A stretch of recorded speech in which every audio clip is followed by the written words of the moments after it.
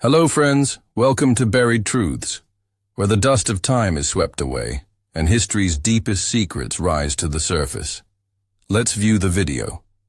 The Anglo-Saxon Huscarls trace their roots to Norse warrior traditions, particularly the household troops of Scandinavian kings. After the Danish invasions of England in the 10th century, King Canute the Great brought this concept to Anglo-Saxon England, establishing a standing force of elite, loyal warriors. These warriors weren't ordinary soldiers. Huscarls were professional, full-time fighters paid by the king himself. They were not bound by the land-based feudal system, but by personal loyalty. Their role was to defend the king, enforce his will, and serve as the elite core of his military during warfare. Huscarls held a special legal and social status. Under Anglo-Saxon law, their lives were valued at a high vergild, a form of compensation for death, demonstrating their importance. They lived close to the royal court, acting not just as guards, but as part of the king's inner circle and political power. The name Huscarl, from Old Norse Huscarl, literally meant houseman. This signified their service, directly to a lord or king. Though many were of Scandinavian origin, Huscarls were integrated into the Anglo-Saxon power structure, especially under King Canute and later Edward the Confessor. The presence of Huscarls helped centralize royal power. In a time when England was transitioning from tribal rule to a more structured monarchy, they replaced local militia levies with reliable, disciplined fighters who could respond quickly to rebellion or invasion. By the mid-11th century, Huscarls had become a symbol of royal authority. Their training, pay, and loyalty distinguished them from fyrdsmen, common levies, making them essential in maintaining internal stability and military strength. They formed the backbone of the king's forces, especially during crises. The legacy of their origin is still remembered for its fusion of Norse valor and Anglo-Saxon loyalty. The Huscarls would go on to fight in some of the most critical battles in English history, becoming legendary for their courage and fierce discipline on the battlefield. Becoming a Huscarl was not an opportunity granted to just anyone. Candidates were often selected from among thanes' households or proven warriors in local fyrds. Loyalty, strength, and combat skill were essential. Many recruits were of Scandinavian descent, adding to the Norse martial tradition already embedded in Huscarl culture. Huscarls swore an oath of loyalty directly to the king. This oath was sacred and legally binding. It demanded obedience, bravery, and personal sacrifice. In return, the king guaranteed them land, wealth, or silver pay. This personal bond replaced the looser ties of feudal military service and made them highly dependable. Their training was intense and constant. Huscarls were professionals, training year-round, not just in times of war. They drilled in the use of the massive two-handed Dane axe, swordsmanship, shield techniques, and mounted combat. Their skill and coordination made them the core of any royal battle line. Apart from weapons training, Huscarls practiced formations and battlefield maneuvers. The famous shield wall was a staple of their drills. Each man knew his position, responding to signals and adjusting formations quickly. This discipline allowed small numbers of Huscarls to hold off larger enemy forces in battle. They also trained in personal defense and dueling. Honor was central to the warrior code. Mastery of single combat was a point of pride, and many Huscarls competed in public contests to prove their prowess. These duels also served to reinforce hierarchy and sharpen their fighting edge. Physical conditioning was crucial. Huscarls underwent rigorous exercise to maintain strength and stamina. Their duties often included long marches, standing guard for hours, or sudden deployments across the kingdom. A weak warrior was a liability, so only the toughest remained in service for long periods. Huscarls didn't just train for battle, they were also trained in etiquette, court discipline, and law enforcement. Their loyalty was both martial and administrative. They upheld royal authority in the shires, ensured tax collection, and guarded officials, showing they were more than just fighters. They were elite enforcers of royal power. The most iconic weapon of the Anglo-Saxon Huscarls was the Dane axe, a massive two-handed weapon with a long shaft and a razor-sharp curved blade. It could crush armor, sever limbs, and break shield walls. Huscarls mastered it with deadly precision, making it a feared weapon on medieval battlefields. In addition to the Dane axe, Huscarls carried swords, which were symbols of status and backup weapons for close combat. Their swords were double-edged and well-balanced, ideal for slashing and thrusting. Many had intricately decorated hilts and scabbards, reflecting the warrior's prestige and royal connection. Huscarls wore high-quality armor, including mail hauberks that extended to the knees and elbows. These coats of chainmail offered excellent protection without sacrificing mobility. Over this, they often wore tunics bearing royal insignia, identifying them as the king's elite. Their armor was a blend of function and authority. Helmets were usually conical with nasal guards and sometimes featured eye protection. Some had mail curtains to protect the neck. These helmets were designed to deflect sword and axe strikes. Huscarls also carried round or kite-shaped shields depending on the era, painted with personal or royal symbols. Their primary battlefield tactic was the shield wall, a tightly packed formation of warriors locking shields edge to edge. Huscarls stood at the front, absorbing the initial assault and striking from behind their shields. With discipline and strength, they turned shield walls into nearly impenetrable barriers of steel and resolve. Mounted combat was also part of their training. Though not cavalry in the modern sense, some Huscarls rode to battle and dismounted to fight. Horses allowed them to rapidly respond to threats, defend the realm, and act as royal messengers or protectors on the move. Their tactics combined brute force with disciplined coordination. Whether defending a pass, holding a town, or fighting in open fields, Huscarls were flexible, feared, and unshakable. Their weapons and armor gave them an edge, but it was their courage and training that made them legendary in England's darkest hours. When not at war, Huscarls lived in royal halls, noble estates, or fortified outposts. Their primary duty was to protect the king or lord at all times. This meant constant readiness, whether standing guard at the royal court or accompanying their master during travels across the kingdom. They operated as elite guards, surrounding the king during processions, ceremonies, and diplomatic meetings. Their presence projected power and discouraged treason. In peacetime, they enforced royal commands, carried out executions, or oversaw law and order in the shires. Huscarls acted as extensions of the king's authority. Huscarls enjoyed better living conditions than ordinary soldiers. They were granted food, lodging, and often land or silver. They ate at the king's table, wore rich tunics over armor, and had access to royal gifts.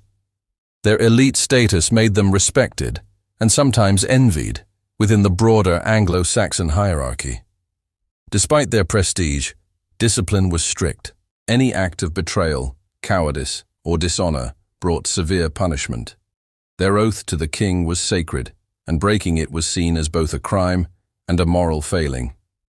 Their loyalty had to be beyond question, even in times of hardship or injustice.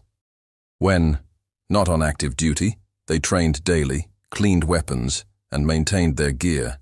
Some engaged in hunting or sport, while others studied law or politics to prepare for leadership roles.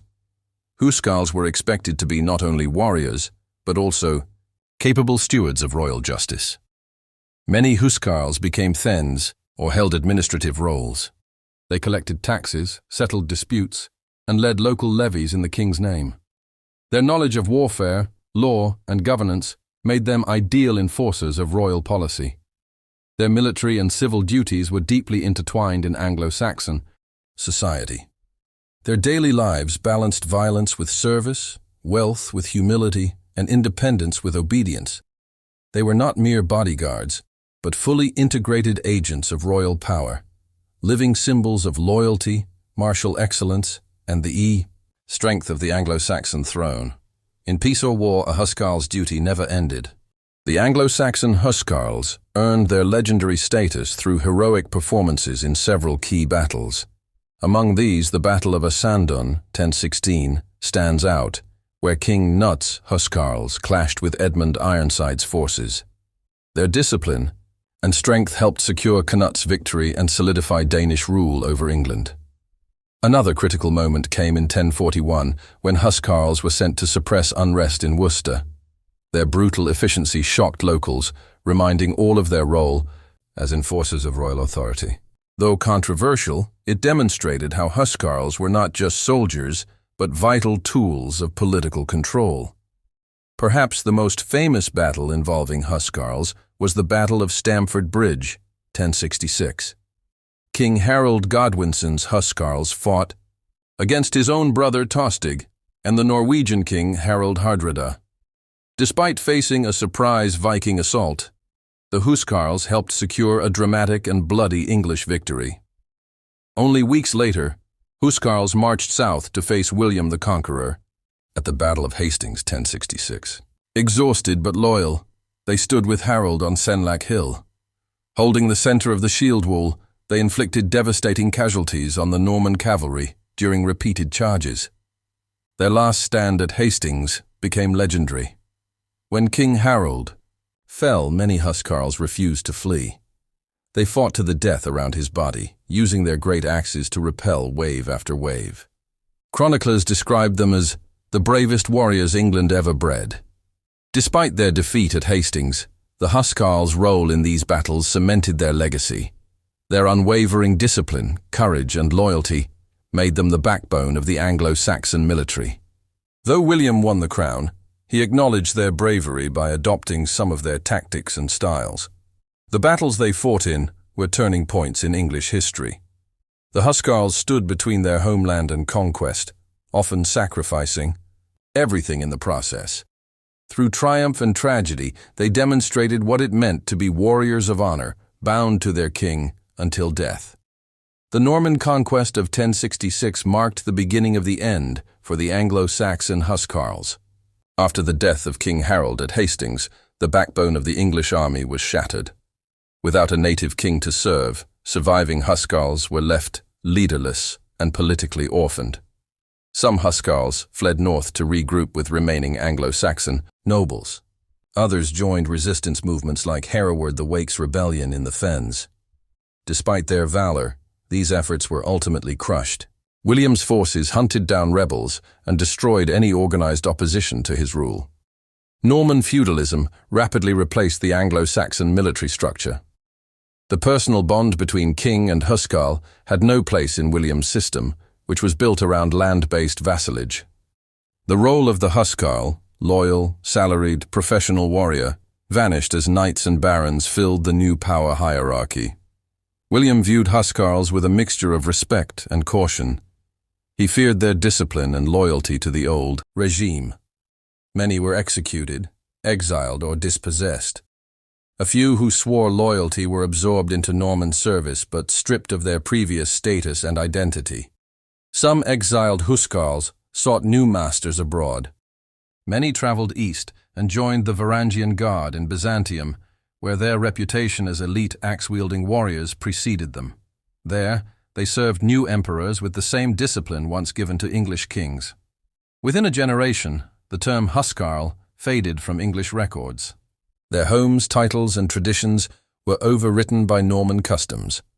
The richly layered Anglo-Saxon military culture they embodied was replaced with a continental model, erasing centuries of native martial tradition. Though their legacy endured, in legend and foreign service, the Huscarls as an institution disappeared. Their decline marked not just the end of a warrior class, but the final eclipse of Anglo-Saxon independence. With them died the last breath of England's old heroic age. Though centuries have passed since their last stand, the Huscarls remain symbols of loyalty and valor in English memory. Their bravery at Hastings and elsewhere continues to be commemorated in books, reenactments, and historical fiction. They embody the final stand of Anglo-Saxon England against foreign domination. In modern England, the term Huscarl evokes respect and pride. Reenactment groups across Britain and Europe recreate their uniforms, weapons, and battlefield tactics to educate the public. These living history events help keep the legacy of these elite warriors alive for new generations. The Bayeux Tapestry, created shortly after the Norman Conquest, depicts Huscarls in vivid detail, wielding their axes and standing at King Harold's side.